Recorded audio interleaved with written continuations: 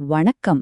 தமிழ் சிறுகதைகளின் 100 வரலாற்றை ஒரு பழமையான அரசமரத்தின் வழியே இந்த விளக்கத்தில் நாம் பார்க்கப் போகிறோம். ஒரு கிராமத்து மரம் பேசினால் எப்படி இருக்கும்? மாறும் சமூகத்தின் என்னென்ன ரகசியங்களை அது தன்னுள் மறைத்து வைத்திருக்கும்? நமது கிராமங்கள வரலாற்று ரீதியாகவும் ஆன்மீக ரீதியாகவும் தாங்கி பிடிக்கும் புனிதமான அரசமரம்தான் இந்த கதையின் நாயகன். கடந்த 100 வருஷத்துல தமிழ் இலக்கியத்தின் 3 வெவ்வேறு காலகட்டங்களை இந்த மரம்தான் இணைச்சிருக்கு. சரி, நவீன தமிழ் சிறுகதையின் தந்தை வாவே சுவையர் வழியா 1915ஆம் வருஷத்துக்கு போவோம். பிரிட்டிஷ் போலீஸ்கிட்ட இருந்து தப்பிச்சு பாண்டிச்சேரியில அகதியா இருந்துகிட்டே தான் ஐயர் தன்னோட புரட்சிகரமான படைப்புகளை எழுதினார். 1915 வெளியான அவருடைய கதையில முதல் முறையா ஒரு அரச மரமே நேர்ல கதைய சொல்ற மாதிரி ரொம்ப புதுமையா எழுதியிருப்பாரு.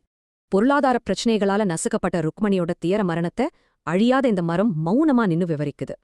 இதுல கவனிங்க, 1910ல நடந்த பிரிட்டிஷ் நிதி வீழ்ச்சி சாதாரண தமிழ் குடும்பங்களை எப்படி அழிச்சதுங்கிறது தான் முக்கிய புள்ளி. அப்படியே 1930களுக்கு வந்தா புதுமை பித்தன் மாதிரி எழுத்தாளர்கள் கதைகள்ல ரொம்ப கூர்மையான விமர்சனங்களை கொண்டு வந்தாங்க.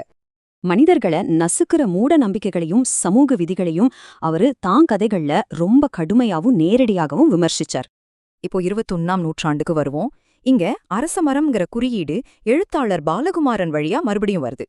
தனது ஸ்டெனோகிராஃபர் வேலையை விட்டுட்டு முழுமையான ஆன்மீக பார்வையோட எழுத்துச் சித்தரா உருவெடுத்தார் பாலகுமாரன். நாவல்கள், சிறுகதைகள், அப்புறம் சினிமான்னு பல வடிவங்கள் அவரோட பிரம்மாண்டமான படைப்புலகம் விரிவடைஞ்சு நம்மள ஆச்சரியப்படுத்துது. காலனித்துவ துயரத்தோட சாட்சியா இருந்த மரம் இப்போ நவீன ஆன்மீகத்தோட அடையாளமா எப்படி மாறியிருக்குன்னு பாத்தீங்களா? காதல், துரோகம், கலாச்சார மாற்றங்களை எதிர்கொள்ற பெண்களோட நிஜமான உணர்வுகளை பாலகுமாரன் ரொம்ப தத்ரூபமா பதிவு செஞ்சார். நிஜ வாழ்க்கையை தேடி லாரி டிரைவர்களோட நீண்ட தூரம் பயணம் செஞ்சு தன் கதைகள்ல அந்த யதார்த்தத்தை கொண்டு வந்தார். இலக்கிய சிந்தனை மாதிரியான அமைப்புகள் இந்த சிறந்த சிறுகதைகள் மக்கள்கிட்ட போய் சேர்றத 50 வருஷமா உறுதி செஞ்சிருக்காங்க. இது மட்டும் இல்லாம தலைமுறைகளின் தொடர்ச்சியும் பெண்களின் சக்தியையும் குறிக்க ஆலமரத்தையும் கூட நம்ம எழுத்தாளர்கள் ஒரு குறியீடா பயன்படுத்தினாங்க. முக்கியமா தமிழ் சிறுகதைங்கிறது நம்ம உள்ளூர் பாரம்பரியத்தோட நவீன பரிணாமம் தானே தவிர இது மேற்கத்திய காப்பி கிடையாது.